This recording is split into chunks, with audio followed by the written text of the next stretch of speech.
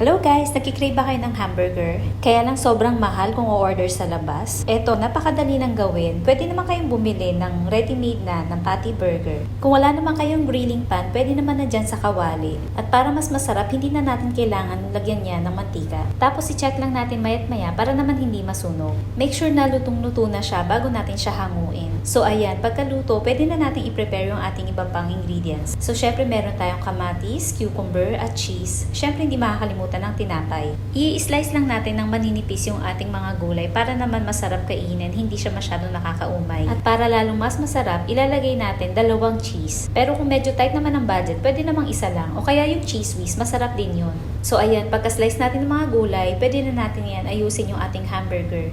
Masarap din yan kung lalagyan ng lettuce. Pero since okay na tong gulay natin, masarap na yan. O diba? Pwede nyo nang gawin yan sa bahay. Pwede nyo rin gawing pang business. Meron na kayong pang merienda at meron na rin kayong pang baon. Kung meron naman kayong bata na kasama na ayaw ng gulay, pwede nyo rin yung i-grate. O kaya naman i-shreds ninyo yung mga gulay. Pwede nyo rin yan lagyan ng mayonnaise. Depende na lang sa taste ninyo. O paki-follow na yung aking page. At huwag nyo rin kalimutan na mag-like, comment at share. Pa-subscribe na rin sa aking YouTube channel, Meng09 Becamon. Yun lang, sana nakatulong ang video na ito. Kain tayo. Salamat. Bye!